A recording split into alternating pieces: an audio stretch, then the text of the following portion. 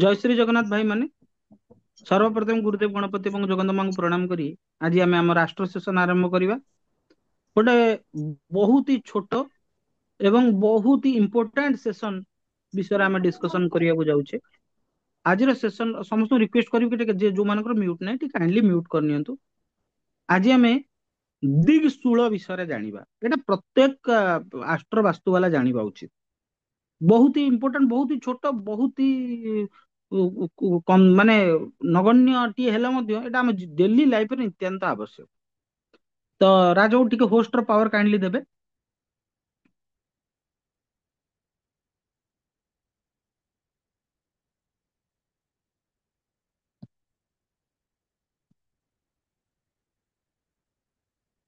राज बाबू host screen share करिया ପାଇଁ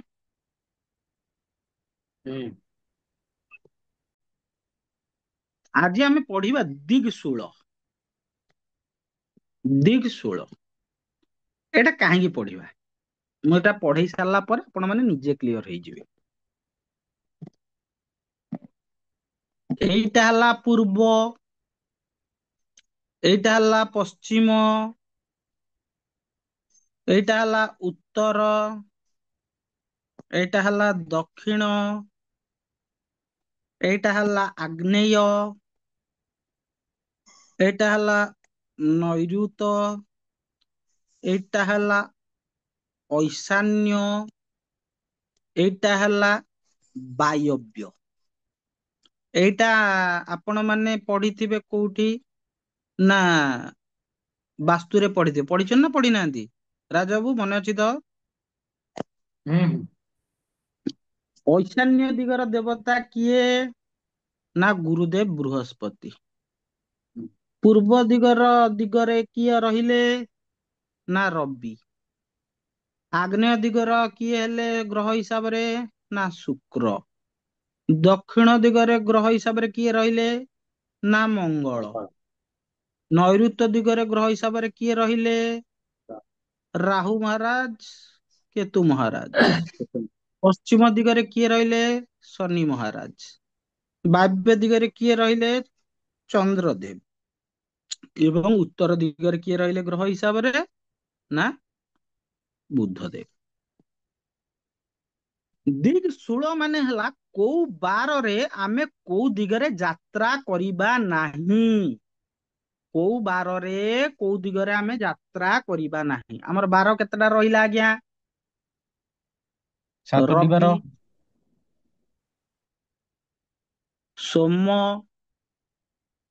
मंगल बुध गुरु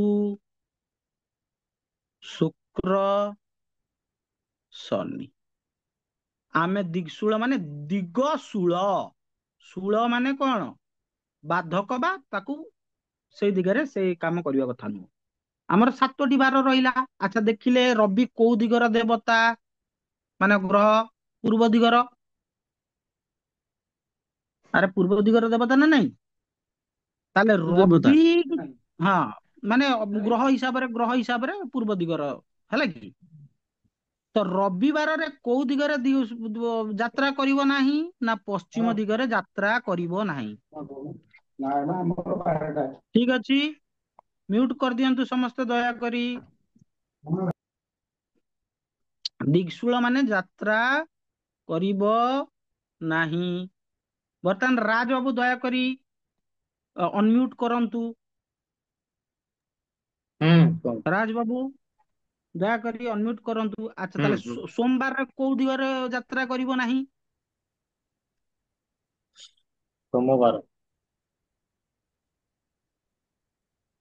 सोमवार माने चंद्रଙ୍କ हेले ବାର सुक ए जो କୋଉ ଦିଗରେ हमर ଯାତ୍ରା କରିବ साउथ ନାହିଁ ईस्ट ଆଗ୍ନେୟ ଦିଗରେ ଯାତ୍ରା କରିବ ନାହିଁ କ୍ଲିୟର। ବର୍ତ୍ତମାନ ଲକ୍ଷ୍ମୀଧର ଭାଇ ଟିକେ ଅନମ୍ୟୁଟ କରିବେ। করছে ମଙ୍ଗଳବାରରେ କୋଉ ଦିଗରେ ଯାତ୍ରା କରିବ ନାହିଁ उत्तर दिगरे ବାସ୍ ମଙ୍ଗଳବାରରେ ଉତ୍ତର ଦିଗରେ ଯାତ୍ରା କରିବ ନାହିଁ ସୋମବାରରେ କରିବ ନାହିଁ ଆଗ୍ନେୟରେ ଆଉ ମଙ୍ଗଳବାରରେ କରିବ ନାହିଁ ଉତ୍ତର ଦିଗରେ ବର୍ତ୍ତମାନ ବୁଧବାରରେ କୋଉ ଦିଗ, ଲକ୍ଷ୍ମୀଧର ଭାଇ ବୁଧବାରରେ କୋଉ ଦିଗରେ ଯାତ୍ରା କରିବ ନାହିଁ? ଦକ୍ଷିଣ। ବାସ୍। ଅପୋଜିଟ। ହଁ, ନିର୍ଝରିକା ମ୍ୟାମ ଟିକେ ଅନମ୍ୟୁଟ କରିବେ। ଆଜ୍ଞା। ଗୁରୁବାରରେ କୋଉ ଦିଗରେ ଯାତ୍ରା କରିବା ନାହିଁ? ନୈಋତ। ଏକ୍ଜାକ୍ଟଲି, ନୈಋତ୍ୟ ଦିଗରେ ଯାତ୍ରା କରିବା ନାହିଁ। ମଳୟ ଟିକେ ଆଜ୍ଞା। ଅନମ୍ୟୁଟ କର। ହଁ। ଶୁକ୍ରବାରରେ କୋଉ ଦିଗରେ ଯାତ୍ରା କରିବା ନାହିଁ? ଶୁକ୍ରବାରେ ଆମେ ଯିବାନି ପଶ୍ଚିମ। ଆରେ ଶୁକ୍ର ହେଲା ଆଗ୍ନେୟ ଦିଗର ଦେବତା। ଓହୋ ଓହୋ, ଆଗ୍ନେୟ ଆଗ୍ନେୟ, ତାହେଲେ ଆଗ୍ନେୟ ତାହେଲେ ଆଗ୍ନେୟ ଆମେ ଦିଗରେ ଯିବାନି। ଆମେ ଆଗ୍ନେୟ ଦିଗ ଯିବାନି। ବାୟବ୍ୟ ଦିଗରେ ଯାତ୍ରା କରିବା ନାହିଁ। ବାୟବ୍ୟ, ଓହୋ। ହଁ, ପ୍ରତିଜ୍ଞା ଅନମ୍ୟୁଟ କର।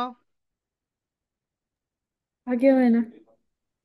ଶନିବାରରେ କେଉଁ ଦିଗରେ ଯାତ୍ରା କରିବା ନାହିଁ? ଆ ପଶ୍ଚିମ ଦିଗରେ। ଆରେ ଶନି ପଶ୍ଚିମ ଦିଗର ଅଧିପତି ହେଲେ ଗ୍ରହ ହିସାବରେ, ତାହେଲେ ଶନି ପଶ୍ଚିମ ଦିଗର ଅଧିପତି ହେଲେ ଆମେ ହୁଁ। ଶନିବାରରେ ପୂର୍ବ ଦିଗରେ ଯାତ୍ରା କରିବା ନାହିଁ। ଅପୋଜିଟ। ଦିଗଶୂଳ ମାନେ ଯାତ୍ରା ଆଜ୍ଞା କରିବା ଆଜ୍ଞା। ନାହିଁ। ଯୋଉ ଆଚ୍ଛା ଦିଗର ଯିଏ ଅଧିପତି ତାର ଅପୋଜିଟ ଆଚ୍ଛା। ଡିରେକ୍ସନ ରେ ତୁମେ ଯାତ୍ରା କରିବ ନାହିଁ। ଆଉ ଭାଇ ଗୁରୁବାରେ? ଆଚ୍ଛା। ତୁ କହ, ଗୁରୁ ଗୁରୁ କୋଉ ଦିଗର ଦେବତା? ଗୁରୁ ଆମର ହଉଛନ୍ତି ଐଶାନ୍ୟ। ତାହେଲେ ଐଶାନ୍ୟ ଦିଗର ଅପୋଜିଟ ଦିଗ କୋଉଟା ରହିଲା? ନୈଋତ ନୈଋତ। ତାହେଲେ ଏଠି ଦେଖ, ଗୁରୁବାର ମୁଁ ନୈଋତ ଲେଖିଛି ନା ନାହିଁ? ହୁଁ ହୁଁ। ଏବେ ବୁଝିପାରିଲୁ? ହୁଁ ହୁଁ, ବୁଝିଗଲା ଏଥରକ। ଏବେ ମୁଁ ମଳୟକୁ ପଚାରିବି, ମଳୟ ମତେ ସବୁତିକ ଆଉଥରେ କହିବ। ମଳୟ ଯଦି ବୁଝିଗଲା ହଉ। ତାହେଲେ ସଂସାରରେ ସମସ୍ତେ ବୁଝିଯିବେ। ହୁଁ ଠିକ ଅଛି, ହୁଁ। କ୍ଲିୟର? ମଳୟ, ହଉ ଭାଇ। ଆଜ୍ଞା ଭାଇ। ଏବେ ବୁଧବାର ଆମେ କୋଉ ଦିଗରେ ଯାତ୍ରା କରିବା ନାହିଁ? ବୁଧବାରେ ଦକ୍ଷିଣ ଦିଗ ଯିବାନି। ଏକ୍ଜାକ୍ଟଲି। ଆଉ ସୋମବାରରେ କୋଉ ଦିଗକୁ ଯିବା ନାହିଁ? ସୋମବାରେ ଆମେ ଯିବାନି ଆଗ୍ନେୟ କୋଣ। କଣ ଏଟା? ଏକ୍ଜାକ୍ଟଲି, ଆଗ୍ନେୟ। ଆଗ୍ନେୟ। ବାସ୍। ଏକ୍ଜାକ୍ଟଲି। ଆମେ ଯୋଉ ରବିବାର କୋଉ ଦିଗକୁ ଯିବା ନାହିଁ? ରବିବାର ହଉଛି ପୂର୍ବ ଦିଗକୁ, ସରି, ରବିବାର ପଶ୍ଚିମ। ଏକ୍ଜାକ୍ଟଲି। ଏବେ ବୁଝିଗଲ ଦିଗଶୂଳ ମାନେ ହଁ କଣ? ଭାଇ। ହୁଁ ହୁଁ। ହଁ। ଆଜ୍ଞା ଭାଇନା। ଠିକ ଅଛି। ଆଜ୍ଞା ଆଜ୍ଞା। ତେବେ ଆଜିର ସେସନରେ, ଆଷ୍ଟ୍ର ସେସନରେ ବହୁତ ଛୋଟ ହେଇଥିଲେ ମଧ୍ୟ ଯଦି ତମର କୌଣସି କାମ ପଡୁଛି, କୋଉ ଦିଗରେ କୋଉ ଦିନ କୋଉ ବାରରେ କୁଆଡେ ଯିବାକୁ ପଡୁଛି, ଯଦି ତମର ଅର୍ଜେଣ୍ଟ କାମ ଅଛି, ତାହେଲେ ମୁଁ ତମକୁ ଏଇ ଗୋଟାଏ ରିମେଡି ଦଉଛି। ଏ ରିମେଡି ଜୀବନ ସାରା ପାଇଁ ମନେ ରଖ। ଓକେ ଭାଇ, କଣ୍ଟିନ୍ୟୁ। ହଁ, ଗୋବିନ୍ଦ ଆମର ପଚାରିଲା ଯେ କୋଉ ଦିନ ତମେ ଐଶାନ୍ୟ ଦିଗକୁ ଯାତ୍ରା କରିବ ନାହିଁ। ଆଚ୍ଛା, ରାହୁ, ମୁଁ ବି ସେଇଟା ଆନ୍ସର ଦେବି, ସବୁ ଆନ୍ସର ଦେବି, କିଛି ଭାବିବାନି।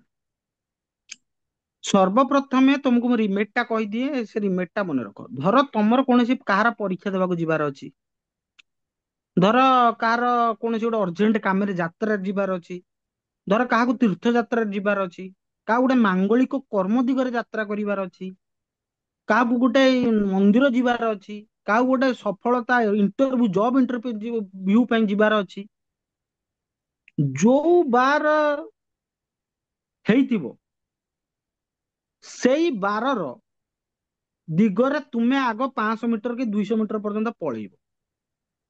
ପଳେଇକି ତାପରେ ତମେ ମିନିମମ୍ 500 ମିଟର ସେଇ ଦିଗରେ ପଳେଇବ। ପଳେଇକି ତାପରେ ତୁମେ ତୁମର ଦିଗ ଚେଞ୍ଜ କରିକି ଯିବ। ତାହେଲେ ଦିଗଶୂଳ ଆଉ ଲାଗିବନି। ଧର ରବିବାରରେ କାହାର ପଶ୍ଚିମ ଦିଗରେ କାମ ପଡିଲା, ରବିବାର ପାଇଁ ପଶ୍ଚିମ ଦିଗଟା ହଉଛି ଦିଗଶୂଳ, ତାହେଲେ ସିଏ କଣ କରିବ ନା ରବିବାରରେ ଆଗ ପୂର୍ବ ଦିଗକୁ 500 ମିଟର ଯିବ, ଯାଇକି ପଶ୍ଚିମ ଦିଗକୁ ଯିବ। ତାହେଲେ ସେ ରବିବାରର ଦିଗଶୂଳ ଟା କାମ ଦେବ ନାହିଁ। ଏଟା କ୍ଲିୟର ହେଇଗଲେ କି ସମସ୍ତେ? ଆଜ୍ଞା ଭାଇ। ସେମିତି ଯଦି ବୁଧବାରରେ ଆମେ ଦକ୍ଷିଣ ଦିଗକୁ ଯିବା କଥା ନୁହଁ, ତେଣୁ ବୁଧବାରରେ ଆମେ ଆଗ ଉତ୍ତର ଦିଗକୁ ପଳେଇବା, କିଛି 500 ମିଟର ଖଣ୍ଡେ କି 1 କିଲୋମିଟର ପଳେଇବା, ତାପରେ ଆମେ ଦକ୍ଷିଣ ଦିଗକୁ ଯିବା, ତାହେଲେ ତାକୁ ଦିଗଶୂଳ ଲାଗିବନି। ଏବଂ ଯୋଉ ମାଙ୍ଗଳିକ କାମ ପାଇଁ ଯାଇଥିବା ସେଠି ଆଉ ଦିଗଶୂଳ, ହଁ, ଦିଗଶୂଳରେ ଦିଗ ଆଡକୁ ଆମେ ଯାତ୍ରା କରିବା ନାହିଁ। ମୋ କଥାଟା ବୁଝିପାରିଲ ତ? ଶନିବାରରେ ଆମେ ମାନେ ପୂର୍ବ ଆଡକୁ ଯିବାର ନାହିଁ। ଶନିବାରରେ ଆମେ ପଶ୍ଚିମ ଦିଗକୁ କିଛି ବାଟ ଯାଇକି ତାପରେ ପୂର୍ବକୁ ଯିବା। ବର୍ତ୍ତମାନ ଗୋବିନ୍ଦ ଗୋଟେ ବଢିଆ କ୍ୱେଶ୍ଚିନ୍ ପଚାରିଲା, ତାହେଲେ ନୈଋତ୍ୟ କୋଣକୁ ମାନେ ଈଶାନ୍ୟ କୋଣକୁ ଆମେ କୋଉ ଦ୍ୱାରରେ ଯିବାନି? ତମକୁ ମୁଁ କହି ରଖେ, ରାହୁ ମହାରାଜ ଆଉ କେତୁ ମହାରାଜ ବୋଥ ହଉଛନ୍ତି ସେଠି, କିନ୍ତୁ ଏସ୍ପେସିଆଲି ସେଠି ରାହୁ ମହାରାଜଙ୍କର ସେଟାକୁ ଡୋମିନେଟ କରନ୍ତି ନୈଋତ୍ୟ ସେକ୍ସନ ଟାକୁ। କାରଣ କେତୁଙ୍କୁ ହାୱେଭର ସେ ତମ ପ୍ଲାନେଟ ହେଲେ ମଧ୍ୟ ସେ ଆତ୍ମଜ୍ଞାନର ପ୍ରତୀକ, ଏବଂ ତାଙ୍କୁ ମୋକ୍ଷ ପାଇଁ କି ୟୁଜ କରାଯାଏ। ମୋକ୍ଷ ଯଦି କୁଣ୍ଡଳୀରେ ଦେଖିବାର ଅଛି, ନା ତମକୁ ରବି ଦେବେ, ନା ତମକୁ ଚନ୍ଦ୍ର ଦେବେ, ନା ତମକୁ ଅନ୍ୟ କୌଣସି ପ୍ଲାନେଟ ଦେବେ। ମୋକ୍ଷ ଦେଖିବାର ଅଛି ତାହେଲେ କେତୁ ମହାରାଜଙ୍କୁ ଦେଖିବା। ତେଣୁ ନୈଋତ୍ୟ ଦିଗରେ ଡୋମିନାନ୍ସ ରହେ ରାହୁ ମହାରାଜଙ୍କର। ଆଷ୍ଟ୍ରୋଲୋଜି କହେ ଯେ ଶନିବତ ରାହୁ, ଶନିବାରରେ ତମ ଈଶାନ୍ୟ ଦିଗକୁ ଯିବ ନାହିଁ।